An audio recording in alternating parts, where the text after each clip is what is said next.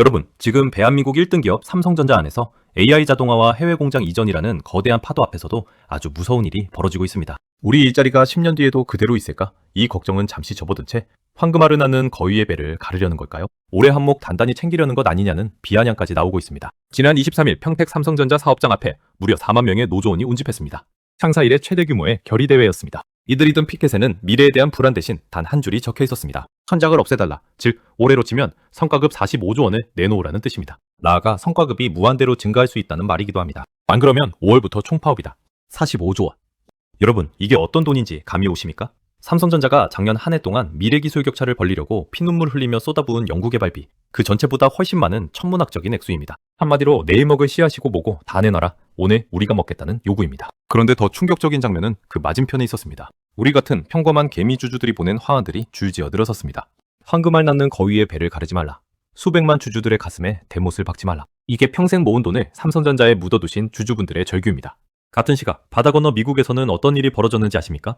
죽은 줄 알았던 인텔이 무서운 속도로 부활하며 우리의 목덜미를 노리고 있습니다. 인텔 주가는 올해 들어서만 100% 이상 폭등했습니다. 일론 머스크가 추진하는 35조 원짜리 초대형 AI 반도체 공장 프로젝트, 이른바 테라팹의 칩 생산을 인텔이 통째로 따냈기 때문입니다. 테슬라, 스페이스X, xAI까지 머스크의 모든 회사가 삼성이 아닌 인텔을 선택했습니다. 여러분, 이게 무슨 뜻인지 아십니까?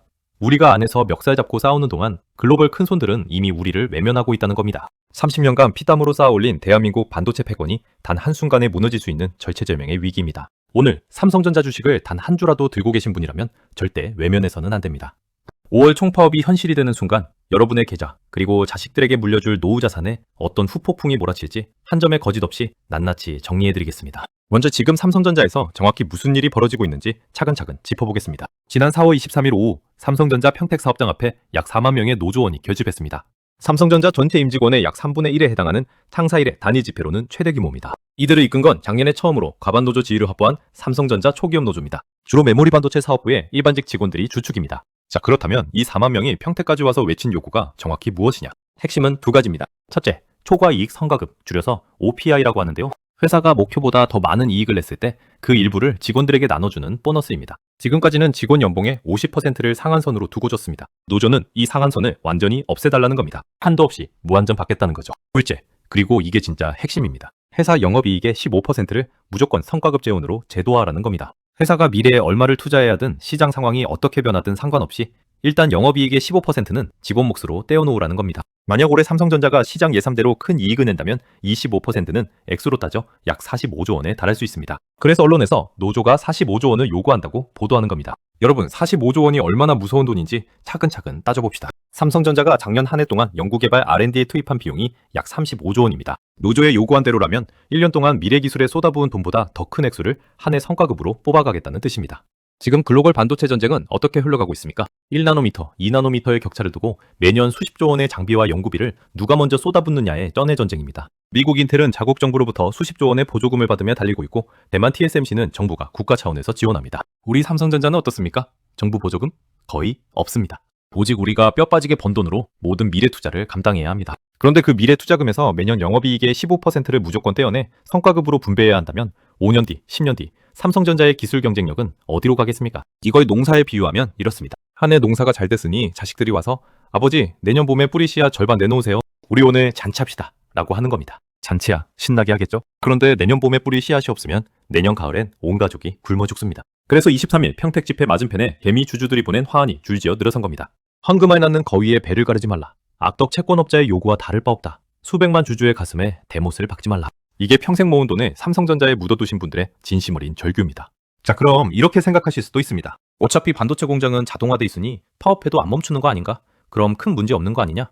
여러분, 천만의 말씀입니다. 진짜 무서운 위협은 공장이 멈추는 게 아니라 신뢰가 멈추는 것입니다. 반도체 산업, 특히 남의 칩을 대신 만들어주는 파운드리 사업의 이론칙이 무엇인지 아십니까? 기술도 가격도 아닙니다. 바로 안정적인 납기, 즉 100% 신뢰입니다. 여러분이 만약 애플의 팀쿡이라고 생각해봅시다. 아이폰에 들어갈 칩 수십조 원어치를 어디 맡길지 결정해야 합니다. 한쪽엔 미국 정부가 막대한 돈을 대주고 있는 인텔이 있습니다. 한쪽엔 대만 정부가 국가안보 차원에서 보호하는 TSMC가 있습니다. 그리고 마지막으로 한쪽엔 4만 명의 노조원이 5월 총파업한다고 거리에서 외치고 있는 삼성전자가 있습니다. 여러분이라면 어디에 맡기시겠습니까?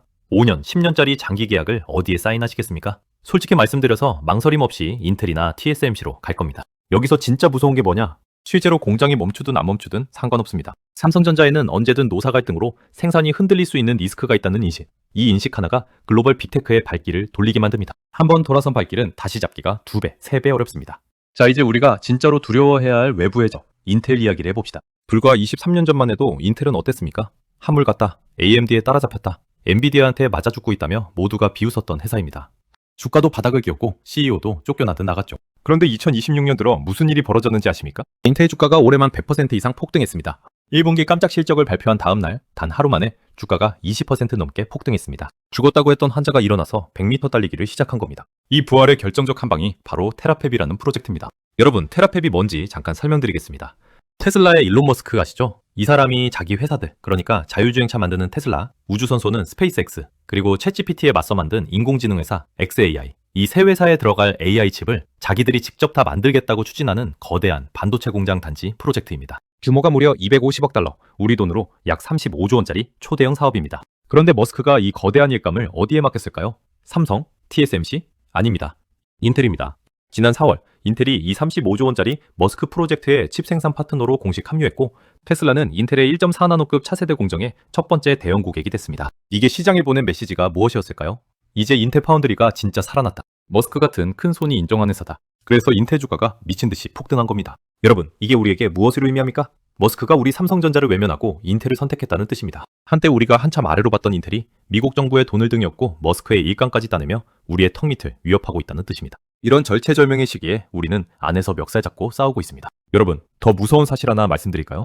회사 입장에서는 이미 답이 나와 있을지도 모릅니다. 삼성전자는 미국 테일러에 거대한 반도체 공장을 짓고 있고, 베트남에는 대규모 패키징 공장 투자를 추진 중입니다. 중국 비중을 줄이고 베트남, 인도, 미국으로 생산 벨트를 옮기고 있습니다. 여기에 더해 2030년까지 전 세계 공장을 AI 자율 공장으로 완전 전환하겠다고 회사가 직접 공식 발표했습니다. 쉽게 말해 단순 라인 업무는 AI와 로봇이 대신하고 공장은 해외로 옮기겠다는 뜻입니다. 실제로 삼성전자의 신규 채용은 2022년 약 13,000명에서 2025년 6,500명 수준으로 절반 가까이 줄었습니다. 노조가 5월 총파업을 외치는 그 순간 회사가 들고 있는 카드는 명확합니다. 그래요? 그럼 사람 대신 AI에게, 한국 대신 해외에 맡기겠습니다. 노조의 가장 강력한 무기였던 사람이 이 시대에는 더 이상 무기가 아닙니다.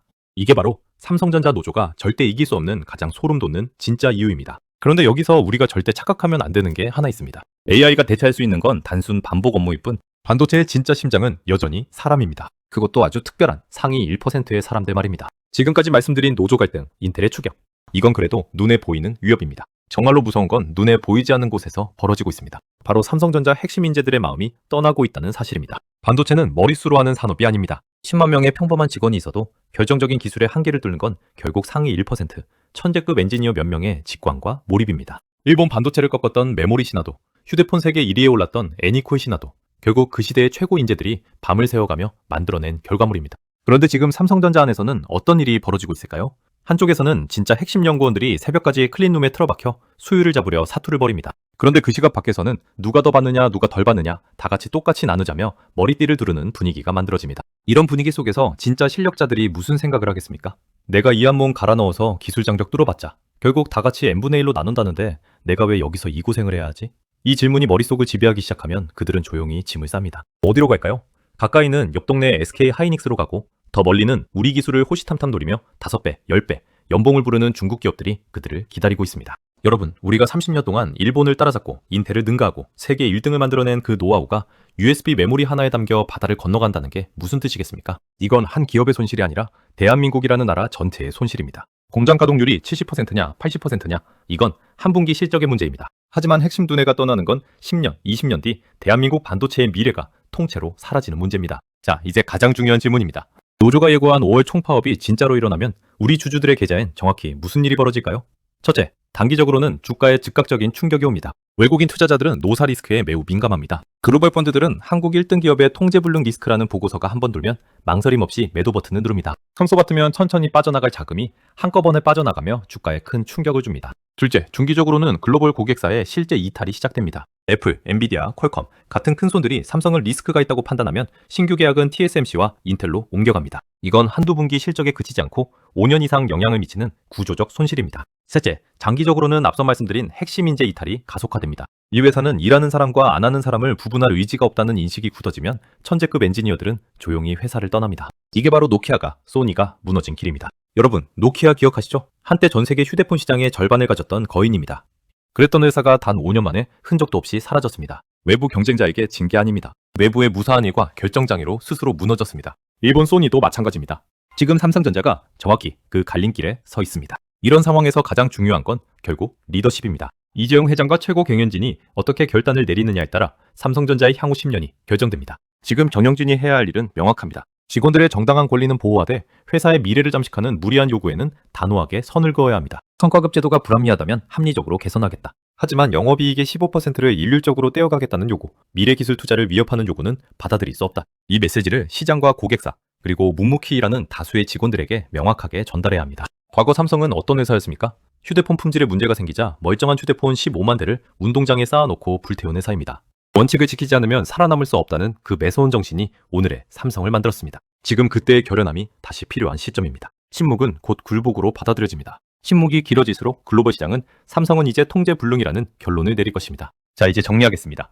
삼성전자 4만 명 노조가 영업이익 15%를 성과급으로 묶어달라며 5월 총파업을 예고했습니다.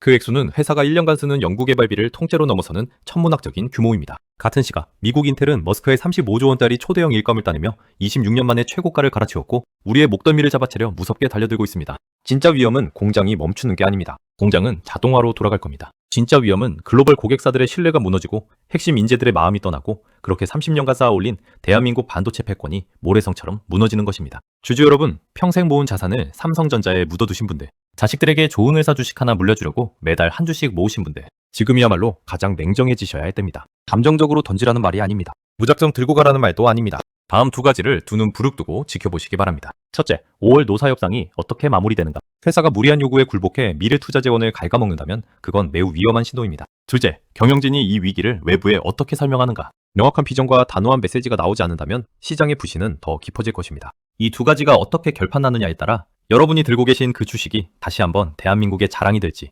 아니면 노키아처럼 사라진 거인의 이름이 될지가 결정됩니다. 저는 삼성전자가 무너지기를 바라지 않습니다. 오히려 누구보다 간절히 앞으로도 승승장구하기를 바랍니다. 그래서 오늘 듣기 좋은 위로 대신 뼈아픈 진실을 말씀드린 겁니다. 달콤한 거짓말은 한순간의 위안이 되지만 쓰디쓴 진실만이 여러분의 자산과 대한민국 경제를 지킬 수 있습니다. 오늘 이야기 어떠셨습니까? 여러분의 한마디 한마디가 모여 진짜 여론이 되고 그 여론이 결국 우리 기업을 올바른 방향으로 이끄는 가장 큰 힘이 됩니다. 오늘 영상이 단 1%라도 도움이 되셨다면 지금 바로 구독 한번 꾹 눌러주시고 댓글로 여러분의 생각을 꼭 한 줄 남겨주십시오. 저는 더 날카로운 진실로 반드시 돌아오겠습니다. 끝까지 시청해주신 여러분께 진심으로 감사드립니다.